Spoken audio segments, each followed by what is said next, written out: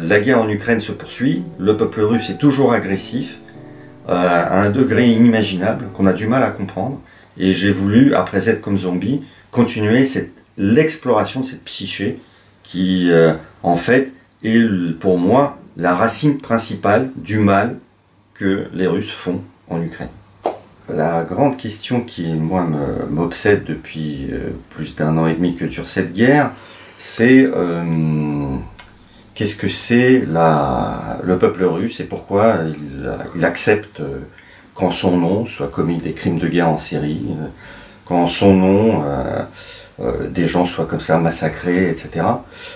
Avec ses impôts, avec ses troupes, avec ses enfants, sans réagir ou au contraire en étant plutôt enthousiaste. Et je poursuis donc une sorte de suite de Z comme zombie. J'ai voulu poursuivre en regardant vraiment au plus près. Et en fait, j'ai eu beaucoup de chance parce que depuis 2 ans, à peu près 2 ans, je suis en permanence 2 femmes très simples qui habitent en province et qui racontent leur vie sur Twitter. L'une vit à Nijni Novgorod, l'autre à Perm. Perm, c'est très très loin de Moscou. Pour y aller en train, il faut 23 heures de train. Donc il ne faut pas y aller en train. Mais ce qui m'a intéressé, c'est leur profession, leur similitude, leurs différences. Alors elles sont assez semblables. Elles ont toutes les deux entre 38 et 45 ans. Ce n'est pas du tout des journalistes ou des blogueuses professionnelles. Elles sont sur Twitter pour faire des rencontres masculines. Et l'une est assistante à l'école maternelle et l'autre vend des tickets dans un tramway. Donc leur statut économique, c'est celui de la lower class, avec des fins de mois très très difficiles. Dès qu'un lave-vaisselle se casse, c'est réellement une catastrophe. Voilà, et donc elles sont semblables, elles sont différentes en un point, c'est qu'il y en a une qui soutient la guerre et l'autre est contre la guerre. Et je voulais comprendre, en suivant leur vie comme ça, qu'est-ce qui motive l'une, qu'est-ce qui motive l'autre, comment ça se fluctue, comment ça se cristallise, sachant que en fait elles sont parties du même point, c'est-à-dire que il y a 9 ans, en 2014, au moment de l'annexion de la Crimée, toutes les deux étaient enthousiastes à l'idée que la Crimée devienne russe. L'une parce qu'elle est nationaliste par essence, elle rêve à la grandeur de la Russie, et l'autre parce qu'elle est extravertie et qu'elle est contente quand tout le monde autour d'elle est content, et elle fait la fête quand tout le monde fait la fête. Et à partir de ce point de départ qui est identique, une sorte d'exaltation nationaliste ou fêtarde, eh bien les deux vont suivre petit à petit un cheminement un peu différent. Et c'est ça que je raconte dans Voyage clandestin. La nationaliste, la patriote, comme elle s'appelle, mais je mettrai des guillemets, parce qu'elle est bien plus fascisante que patriote, s'appelle Svetlana, c'est elle qui est assistante à l'école maternelle à Nijni Novgorod. Elle habite même pas au centre de Nijni Novgorod, elle habite en banlieue, donc il lui faut 1 heure de transport en commun pour arriver à son travail, travail qu'elle n'aime pas. Qu'est-ce qu'elle attend de la vie? Elle attend de la vie de trouver un monsieur qui veuille bien lui faire la cour. Elle a eu beaucoup de déboires romantiques déjà. Et là, maintenant, elle devient un peu exigeante dans ses rencontres. Et elle se dit que Twitter, c'est un très très bon moyen pour faire une sorte de présélection masculine, sachant que Twitter est interdit en Russie. C'est-à-dire que pour aller sur Twitter, il faut un VPN, et ce qui nécessite un savoir-faire technique un petit peu, déjà, un certain savoir-faire technique, et aussi une certaine bravade, puisqu'il ne faut pas y aller. Donc Svetlana, elle, donc la nationaliste, se dit qu'elle a le droit d'y aller parce qu'elle est sûre de ses opinions, qui sont pour la Grande Russie, pour la Crimée, sus à l'Ukraine. Et elle y va. Elena, elle y va aussi pour rencontrer des messieurs. Elle se dit aussi que c'est un bon moyen de sélection. Et c'est un moyen de soutien aussi pour les deux, parce que elles se retrouvent dans un groupe, en fait, par affinité. Sur Twitter, on se trouve des copains, des copines par affinité idéologique ou par des passions culinaires ou autres. Et les deux se retrouvent très vite entourés de gens qui partagent à peu près la même vision de l'univers. Ce qui fait que quand on vit seul, toutes les deux sont solitaires, hein, sont des âmes en peine, eh bien c'est une sorte de grande famille. Elles le vivent comme ça, elles le vivent comme une grande famille avec à chaque fois des engueulades, mais typiquement de famille, des gens qui leur font la morale, d'autres qui les soutiennent, etc., etc. Elles tweetent en permanence. Et elles en font entre 5 et 10, 15 par jour. Voilà, c'est la fourche, la marée basse, c'est 5 tweets par jour, marée haute, 15 tweets. Elles ne tweetent pas que sur la politique, du tout. Elles tweetent sur leur vie au quotidien. Par exemple, il y en a une qui photographie son réveil matin, qui indique généralement 4h45. C'est celle qui vend des tickets de tramway. Donc elle se lève entre 4h45 et 5h25, en fonction de sa prise de service. Et tous les matins, comme elle est contente, cette femme extraordinaire est contente d'aller travailler à 5h25, elle photographie son réveil matin et poste, c'est sa première photo qu'elle met sur Twitter. L'autre, au contraire, celle de Nijni Novgorod, son premier tweet, généralement, c'est « Hurrah, patriote, une nouvelle journée vient de commencer. Cette journée, nous allons en mettre plein la gueule aux Ukrainiens. » Voilà. En gros, je résume l'attitude des deux sur Twitter. Mais ensuite, elles vont parler de choses et d'autres, de leur vie au quotidien. C'est ça qui est réellement passionnant, du quotidien de la province profonde de la Russie, du quotidien fait de misère financière. Hein, elles ont toutes les deux un salaire à peu près comparable, au maximum de 600 € par mois, maximum quand elles font des heures sup. Quand il y a, par exemple, en vacances, quand la vendeuse de tickets peut prendre le job, peut remplacer quelqu'un et faire des heures sup. Voilà, mais sinon, la moyenne, c'est 450 € par mois. Sachant que la vie est à peu près... alors, elle est moins chère qu'à Moscou, mais enfin, elle reste quand même chère à Nijni Novgorod et à Perm, qui sont des grands centres quand même locaux, hein, régionaux. Donc, elles vont tweeter sur leur vie au quotidien, leur misère, les gens qu'elles croisent. Elena, qui travaille dans un tramway, passe son temps à photographier les gens, mais jamais leur visage. Toujours le dos, les jambes, le caddie, les vêtements.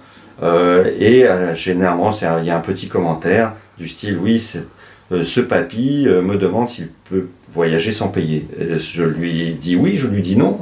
Donc, en fait, elle lui dit oui à chaque fois.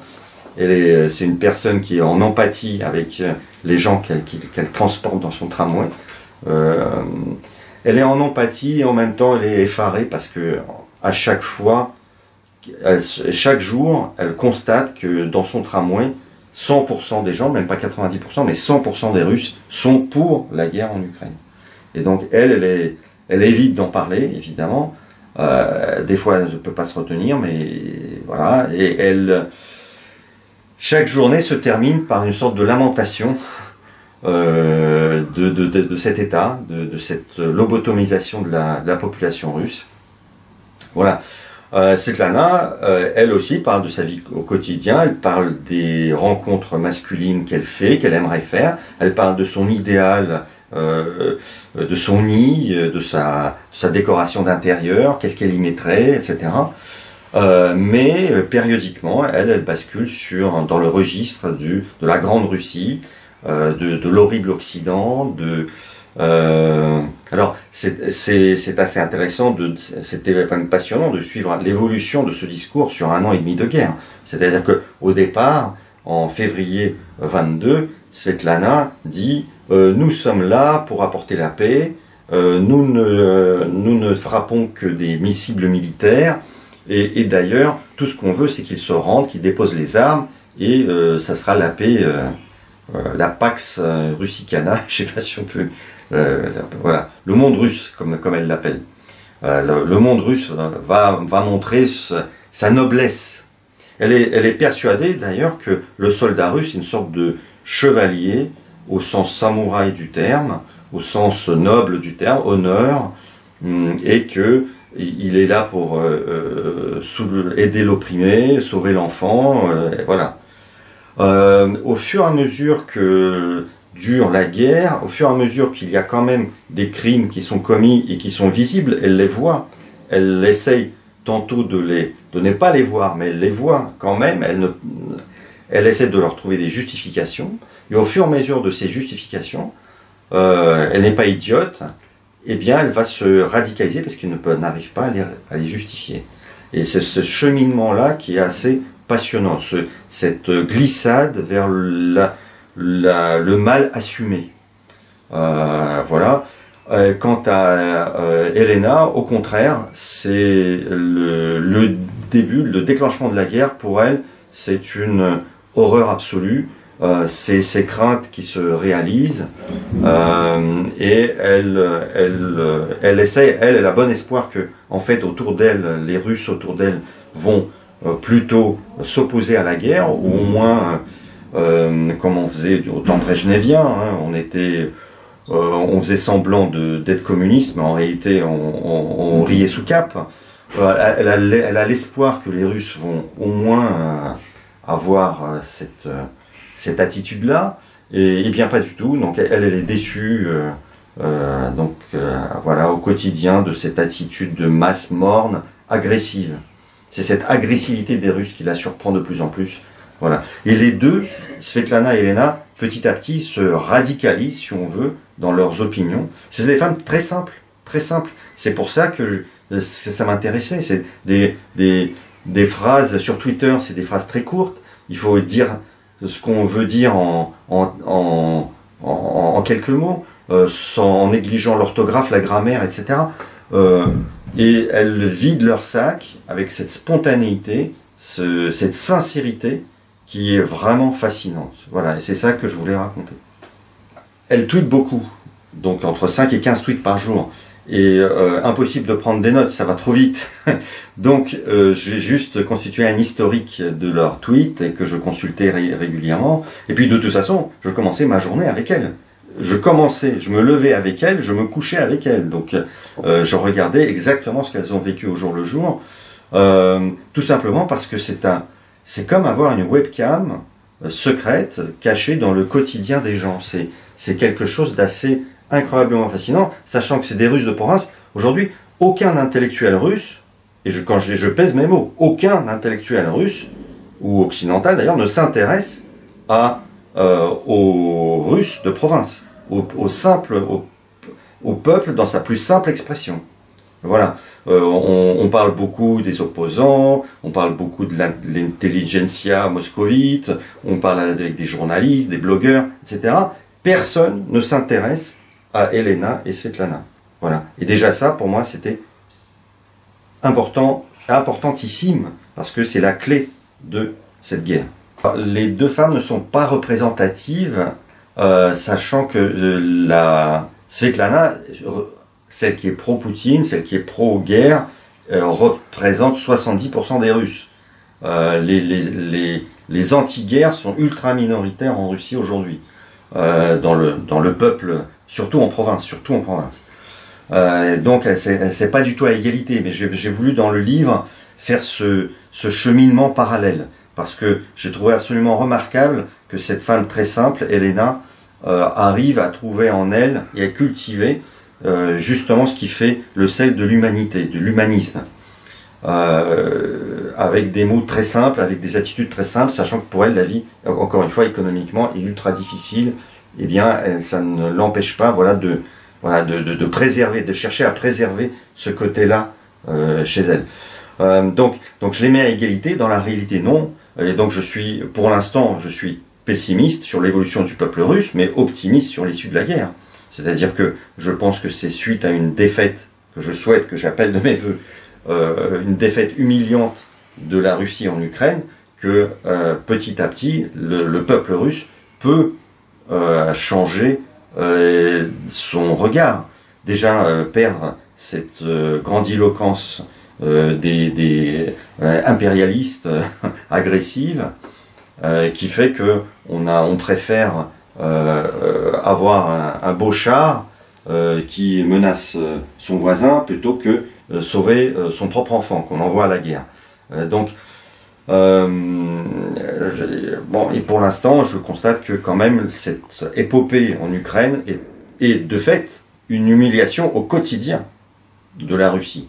Et maintenant, il faudrait aller un peu plus loin, et j'espère que ça va se réaliser, et que, en fait, face à ces rêves de grandeur brisés, le peuple russe arrivera à dessouler, à s'enlever cette aiguille, cette drogue qu'on lui a plantée depuis des années. Hein. Il y a une sorte de goutte à goutte qui se distille dans les faits d'agressivité, faits de cette grandeur humiliée, faite de ressentiment, un ressentiment par rapport à l'Occident, comme si l'Occident les a opprimés pendant toutes ces années. Voilà, donc non, un mélange d'optimisme et de pessimisme, oui.